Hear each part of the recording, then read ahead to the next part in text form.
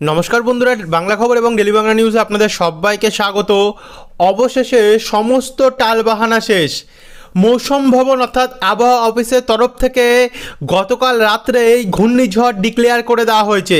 যারা কনফিউশনে ছিল পশ্চিমবঙ্গে এবং বাংলাদেশে কোনো ঘূর্ণিঝড় আসবে কি না, অর্থাৎ বঙ্গোপসাগরে সৃষ্ট ঘূর্ণাবর্ত ঘূর্ণিঝড় রেমালে পরিবর্তন হবে কি না, তাদের জন্য কিন্তু সমস্ত কনফিউশন এবারে আজ থেকে দূর হয়ে গেল। আবহাওয়া দপ্তরের তরফ থেকে বলা হয়েছে সর্বোচ্চ 130 কিলোমিটার প্রতি ঘন্টায় এই ঘূর্ণিঝড়ের গতি উঠতে পারে। মানে ঘূর্ণিঝড়ের যে গতি সেটা কিন্তু প্রচণ্ড ভয়ঙ্কর হয়ে উঠেছে। যেখানে আছড়ে পড়বে সেখানে কিন্তু তছনছ করে দেবে, এমনটাই কিন্তু নতুন আপডেটে পাওয়া যাচ্ছে। আমরা আপনাদেরকে দেখাচ্ছি, দেখুন এই মুহূর্তে ঘূর্ণিঝড়ের যে ঘূর্ণাবর্ত অর্থাৎ যে নিম্নচাপ সেটাও কিন্তু গভীর হয়ে উঠেছে। আজ আমরা সকাল সকাল আপডেটে দেখতে পাচ্ছি যে সর্বোচ্চ গতি উঠেছে যে নিম্নচাপ, তার কিন্তু যে বায়ুর ঝাপটা তাতে 78 কিলোমিটার প্রতি ঘন্টায়।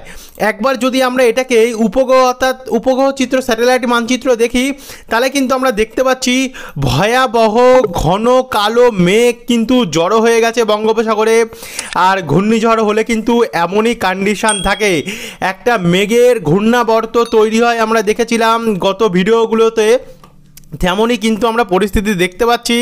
এবারে কিন্তু এটি আজ সারাদিন শক্তি বাড়াতে থাকবে এই মধ্য বঙ্গোপসাগরে থেকে, আগামীকালও শক্তি বাড়াবে এবং তার পরের দিন এসে উপকূলে আছড়ে পড়বে। কোন উপকূলে আছড়ে পড়বে সেটাও কিন্তু আবহাওয়া দপ্তর ইতিমধ্যেই জারি করেছে।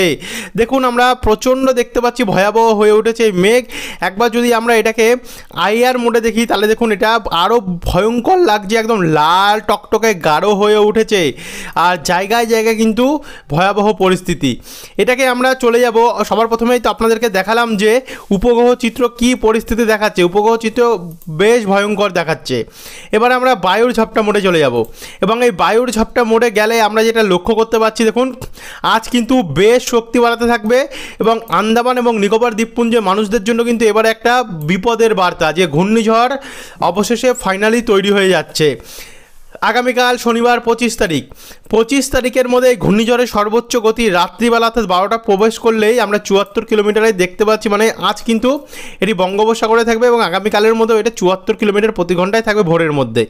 তারপর দুপুরবেলার মধ্যে কিন্তু সর্বোচ্চ গতি আমরা দেখতে পাচ্ছি কত কিলোমিটার প্রতি ঘন্টায়, 86 কিলোমিটার প্রতি ঘন্টায় কিন্তু সর্বোচ্চ গতি আমরা দুপুরবেলার মধ্যে দেখতে পাচ্ছি। বন্ধুরা আমরা আপনাদেরকে এখন সবার প্রথমে আবহাওয়া দপ্তরের প্রেস বিজ্ঞপ্তি দেখাবো যে আবহাওয়া দপ্তর কী বলছে এর সম্বন্ধে, কোথায় গিয়ে আছড়ে পড়তে পারে, আর ফিশারম্যানদের জন্য অর্থাৎ মৎস্যজীবীদের জন্য কোথায় কোথায় কোথায় সতর্কবার্তা রয়েছে সেটা তুলে ধরবো। তো চলুন আমরা আবহাওয়া দপ্তরের প্রেস বিজ্ঞপ্তিটা দেখে নিই। তো বন্ধুরা আমরা এখানে চলে আসলাম আবহাওয়া দপ্তরের একদম ফ্রেশ প্রেস বিজ্ঞপ্তিতে। দেখুন এখানে বলা হয়েছে টপিক্যাল ওয়েদার আউটডোর ইন্ডিয়ান ওশানে bay of Bengal well marked low pressure area over west central and adjoining south bay of Bengal move north westward during past 12 ঘন্টার মধ্যে কিন্তু উত্তর পূর্ব দিক বরাবর এটা এগোতে চালু করবে।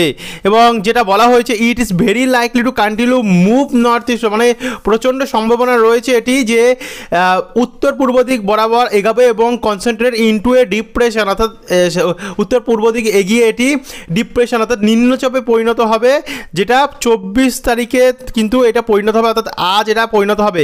তো 25শে মের মধ্যে এটি কিন্তু ওয়েস্ট বেঙ্গল কোস্টের মধ্যে সিভিয়ার সাইক্লোন, দেখুন কী বলা হয়েছে সিভিয়ার সাইক্লোনিক স্টর্ম অর্থাৎ ভয়ঙ্কর ঘূর্ণিঝড়ে পরিণত হবে। গভীর থেকে আরও গভীর পরিবর্তন হয়ে ভয়ঙ্কর ঘূর্ণিঝড়ে পরিণত হবে। যদি আবহাওয়া দপ্তর এটা দেখায় যে কোথায় কবে, দেখুন এখানে 23 তারিখে বলা হয়েছে এটা লো প্রেশার এরিয়া, অর্থাৎ আগামীকাল এটা লো প্রেশার এরিয়া ছিল। 24 তারিখের মধ্যে এটা সর্বোচ্চ 40 থেকে 50 কিলোমিটার প্রতি ঘন্টা এবং সর্বোচ্চ গাস্টিং অর্থাৎ বায়ুর যে ঝাপটা সেটা থাকতে পারে 60 কিলোমিটার, তখন এটি ডিপ্রেশনে থাকবে। আবার 24 তারিখের মধ্যে বিকেলবেলার মধ্যে আমরা বা সন্ধ্যাবেলার মধ্যে দেখতে পাচ্ছি এটা 50 থেকে 60 কিলোমিটার গতি বেরাবে এবং সর্বোচ্চ 70 কিলোমিটার হবে, হয়তো আজই এটা ডিপ্রেশন অর্থাৎ অতি গভীর নিম্নচাপ। 25 তারিখের মধ্যে অর্থাৎ আগামীকাল এটা হবে 60 থেকে 70 কিলোমিটার প্রতি ঘন্টা এবং সর্বোচ্চ গাস্টিং থাকতে পারে 80 কিলোমিটার প্রতি ঘন্টায়। যার আমরা দেখতে পাচ্ছি প্রভাব সেটি তখন সাইক্লোনিক স্টর্ম, অর্থাৎ 25 তারিখের মধ্যে এটি ঘূর্ণিঝড় আখ্যা পাচ্ছে। এটা কিন্তু আপাতত কনফার্ম হয়ে গেলাম আমরা, যেহেতু আবহাওয়া দপ্তরের গ্রিন সিগন্যালের অপেক্ষায় আমরা ছিলাম এবং আপনারাও ছিলেন, সেটা কিন্তু আবহাওয়া দপ্তর জানিয়ে দিল। তারপর পঁচিশ তারিখের মধ্যে আবারও বিকেলবেলার মধ্যে এটি 80 থেকে 90 এবং সর্বোচ্চ 100 কিলোমিটার গতি উঠবে, তখনও সেটা সাইক্লোনিক অর্থাৎ ঘূর্ণিঝড়ে থাকবে। এরপরে মেন খেলা 26 তারিখ সকালবেলা এটি 110 সর্বোচ্চ অর্থাৎ 100 থেকে 110 সর্বোচ্চ কিলোমিটার প্রতি ঘন্টায় এবং গাস্টিং অর্থাৎ যে ঝাপটা সেটা 120 কিলোমিটার প্রতি ঘন্টায় থাকবে, যার জন্য এটি সিভিয়ার সাইক্লোনিক স্টর্ম অর্থাৎ ভয়ঙ্কর নিম্নচাপে এটি পরিণত হবে। এটাই হচ্ছে মেন জায়গা যেটাতে কিন্তু ভয়াবহ ক্ষয়ক্ষতির সম্ভাবনা থাকবে, যে উপকূলে এটি আছড়ে পড়বে। 26 তারিখে সন্ধ্যে থেকে বিকেলের মধ্যে আমরা দেখতে পাচ্ছি সর্বোচ্চ 110 থেকে 120 কিলোমিটার বায়ু মোডেই থাকবে, এটা শুধু বায়ু মোডে 120 কিলোমিটার, আর সর্বোচ্চ থাকবে 130 কিলোমিটার, তখনও সেটা সিভিয়ার সাইক্লোনিক স্টর্মে থাকবে। অর্থাৎ আপনারা এই সম্বন্ধে বুঝতে পারছেন যে কোথায় কি কন্ডিশন থাকতে পারে এই ঘূর্ণিঝড়ের। এবার যদি আমরা দেখি যে মৎস্যজীবীদের জন্য আবহাওয়া দপ্তর কী জানাচ্ছে, দেখুন এই মুহূর্তে এটা রয়েছে এই জায়গায়, আমরা আপনাদেরকে শুরুতে এই উপগ্রহ চিত্র মানচিত্র দেখে দিলাম যে এটা ওয়েলমার্ক লো প্রেশার এরিয়া WMLPA এইখানে আছে, আমরা সেটা কিন্তু আমরা দেখালাম। তারপরে আমরা মৎস্যজীবীদের এইখানে দেখুন কোন এরিয়াটুকু বলছে আপাতত, এইটা বলছে এই এরিয়া থেকে এটি বাংলাদেশ এবং পশ্চিমবঙ্গের মধ্যে যাবে, তবে পশ্চিমবঙ্গের কলকাতা নিয়ে কিন্তু যথেষ্ট পরিমাণে ভয়ঙ্কর এফেক্ট, এবং সুন্দরবনে যারা জানতে চাইছিলেন যে সুন্দরবনে এফেক্ট ফেলবে কি না, সুন্দরবনে কিন্তু ভয়াবহ এফেক্ট থাকবে, আর বাংলাদেশে তো থাকবে, এটা কিন্তু আবহাওয়া দপ্তর জানিয়ে দিল। তারপর আমরা এর যে লং ডিস্টেন্সটা সেটা কিন্তু দেখুন খড়গপুর, মেদিনীপুর, এদিকে নদিয়া ডিস্ট্রিক্ট হয়েও ভয়াবহ প্রভাব আমরা দেখতে পাচ্ছি, যে ঝড়ের প্রভাব, বৃষ্টির প্রভাব তো আছেই অনেক পুরো দক্ষিণবঙ্গ জুড়ে এবং উত্তরবঙ্গ জুড়েও, কিন্তু ঝড়ের প্রভাব কিন্তু এতটা এরিয়া জুড়ে থাকবে। এবার এই দেখুন ফিশারম্যানদের জন্য কী বলা যায়, ফিশারম্যান ওয়ার্নিং গ্রাফ, যেখানে আমরা দেখতে পাচ্ছি 23 তারিখ গতকাল এখানে সতর্কতা ছিল মৎস্যজীবীদের জন্য অর্থাৎ আন্দামান এবং নিকোবর দ্বীপপুঞ্জের জন্য। 24 তারিখ আমরা দেখতে পেরেছি যে 24 তারিখ আজ কিন্তু এই জায়গাটুকুর মধ্যে পুরো সতর্কতা থাকবে। যারা মৎস্যজীবীরা তারা কিন্তু অবশ্যই সাবধানে থাকবেন, অবশ্যই এখন গভীর সমুদ্র থেকে এড়ান, চলে আসুন যদি কারা থেকে থাকেন। এদিকে 25 তারিখের মধ্যে দেখুন নীল করে দিয়েছে এই জায়গাটুকুর মধ্যে, হলুদ এবং নীল, অর্থাৎ এই জায়গাটুকুর মধ্যে কিন্তু সতর্কতা থাকবে মায়ানমার উপকূলের দিকটাতে।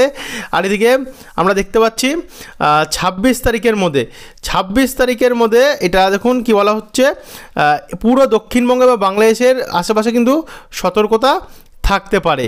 আর এদিকে পরে 27 তারিখের মধ্যে পুরো কিন্তু উপকূলের আশেপাশে সতর্কতা আমরা দেখতে পাচ্ছি। Fisherman are advise not to venture into the mark area, অর্থাৎ এই মার্ক এরিয়াগুলোতে কিন্তু আপনারা যাবেন না। এবারে আমরা উইন্ডিতে গিয়ে বিস্তারিত আরও আপডেটগুলো আপনাদের কাছে তুলে ধরবো। তো বন্ধুরা আমরা উইন্ডিতে চলে আসলাম, আপনাদেরকে শুরুতে দেখিয়ে দিলাম যে আবহাওয়া দপ্তরের সতর্কতা, আরও এরপরে কিন্তু আরও পরিবর্তন হবে। 24 তারিখের এখন আবহাওয়া দপ্তরের প্রেস বিজ্ঞপ্তি আসা বাকি আছে, আরও হয়তো শক্তি বাড়তে পারে বা যাই হতে পারে, সেটা কিন্তু আপনাদের কাছে তুলে ধরবো। তো সাবস্ক্রাইব করে রাখুন চ্যানেলটিকে, যারা এখন অবধি সাবস্ক্রাইব করেননি বাংলা খবর এবং ডেলি বাংলা নিউজ ইউটিউব চ্যানেলটিকে। এদিকে 25 তারিখ অর্থাৎ আগামীকালই কিন্তু উপকূলে পৌঁছে যাবে গিয়ে উপকূলের কলাপাড়া, হলদিবাড়ি, হলদিয়া, গঙ্গাসাগর, তারপর হচ্ছে নামখানা, ফেজারগঞ্জ, দীঘা, কন্টাই, এই সমস্ত জায়গায় কিন্তু ভয়াবহ দাপুর যে ইনিংস সেটা কিন্তু ঘূর্ণিঝড়ের আমরা দেখতে পাচ্ছি। একই সঙ্গে কলকাতা, চন্দ্রনগর, খড়দা, পান্ডুয়া, আরামবাগ, কতুলপুর, বিষ্ণুপুর, বাঁকুড়া, রঘুনাথপুর, দুর্গাপুর, বোলপুর, চিত্তরঞ্জন, আসানসোল, রামপুরহাট, এই সমস্ত জায়গায় কিন্তু ঘূর্ণিঝড়ের ঝড়োয়া চলবে। আমরা মুর্শিদাবাদ, বহরমপুর সাইডেও দেখতে পাচ্ছি, বীরভূম ডিস্ট্রিক্টের উপরে দেখতে পাচ্ছি, শান্তিপুর, নদিয়া হয়ে কৃষ্ণনগর, চন্দননগর, খড়দা, হাওড়া, হুগলি, এই সমস্ত জায়গাগুলোতেও কিন্তু আমরা যে প্রভাব সেটা কিন্তু দেখতে পাচ্ছি। এদিকে বাংলাদেশের লালমোহন, কলাপাড়া, সাতক্ষীরা, খুলনা, পিরোজপুর, যশোর, লোহাগাড়া, মাদারীপুর, ঢাকা সমেত চিটাগং, মহেশখালী, চট্টগ্রাম, কক্সবাজার উপকূলেও কিন্তু যথেষ্ট পরিমাণে ভারী প্রভাব। এদিকে শিলিগুড়ির দিকেও কিন্তু এই যে প্রভাব সেটা কিন্তু পৌঁছে যাবে গিয়ে। আর 26 তারিখে যখন এটি আছড়ে পড়বে তখন কিন্তু এই যে গতি সেটা কিন্তু বেশ শক্তিশালী থাকছে, আর আস্তে আস্তে করে কিন্তু এটি ঘূর্ণিঝড় যখন আছড়ে পড়ার পরে কিন্তু এটি নিম্নচাপ অর্থাৎ গভীর নিম্নচাপে পরিণত হবে, ডিপ ডিপ্রেশন।